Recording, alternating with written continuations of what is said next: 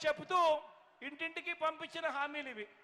ఇందులో ముఖ్యమైన హామీ, ఇంటింటికి ఒక ఉద్యోగం ఇస్తా, ఉద్యోగం ఇవ్వకపోతే ఇంటింటికి కూడా ప్రతి నెల 2000 రూపాయలు నిరుద్యోగ భృతి ఇస్తాను అని చెప్పాడు. 60 నెలల పరిపాలన, 5 సంవత్సరాలు, 60 నెలలు ఇంటూ నెలకు 2000 రూపాయలు అంటే ప్రతి కుటుంబానికి 1,20,000 రూపాయలు నిరుద్యోగ భృతిగా ఇవ్వాలి. ఇచ్చాడా అని అడుగుతా ఉన్నా నేను. ఇలా ఇలా ఇలా ఇలా ఇలా ఇలా ఇలా ఇలా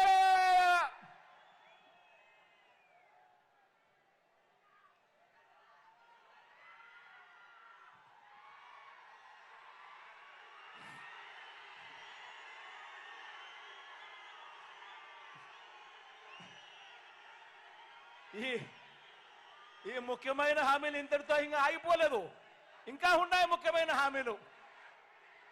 అర్హులైన వారందరికీ 3 సెంట్ల స్థలం, అర్హులైన వారందరికీ 3 సెంట్ల స్థలం, కట్టుకునేందుకు పక్కా ఇల్లు.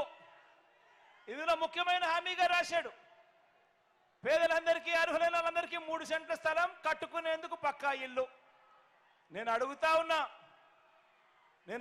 ఉన్నా కనీసం ఏ పేదవాడికైనా కూడా 1 సెంట్ అయినా స్థలం ఇచ్చాడా అని అడుగుతా ఉన్నా. ఇదే నంద్యాల జిల్లాలోనే ఇచ్చాడని అడుగుతా ఉన్నాను. ఇలా ఇలా 2 చేతులు వేగి జిల్లా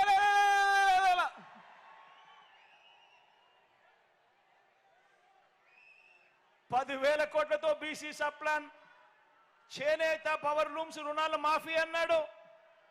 చేశాడా?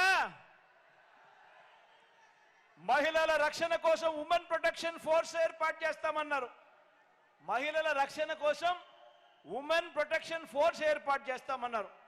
రాష్ట్రాన్ని సింగపూర్కు మించి అభివృద్ధి చేస్తామంట.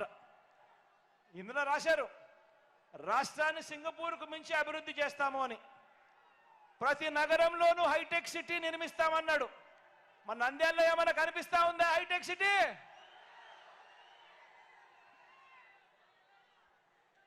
ఇవన్నీ కూడా ముఖ్యమైన హామీలంటూ 2014లో ఇదే చంద్రబాబు సంతకం పెట్టి ఒకవైపున ఆయన ఫోటో, ఒకవైపున మోడీ గారి ఫోటో, మరోవైపున దత్తపుత్రుడి ఫోటోతో ప్రతి ఇంటికి కూడా పంపించారు.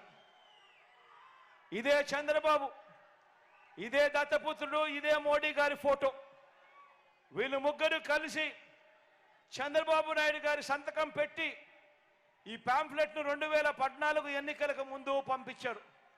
నేను అడుగుతా ఉన్నాను, ఇందులో కనీసం ఏ ఒక్క హామీ అయినా మీరు నెరవేర్చారా అని అడుగుతా ఉన్నాను మీ అందరినీ కూడా. ప్రత్యేక హోదా ఇచ్చారా అని అడుగుతా ఉన్నాను నేను మిమ్మల్ని అందరినీ కూడా. ప్రత్యేక హోదా ఇవ్వలేదు, ఏ ఒక్క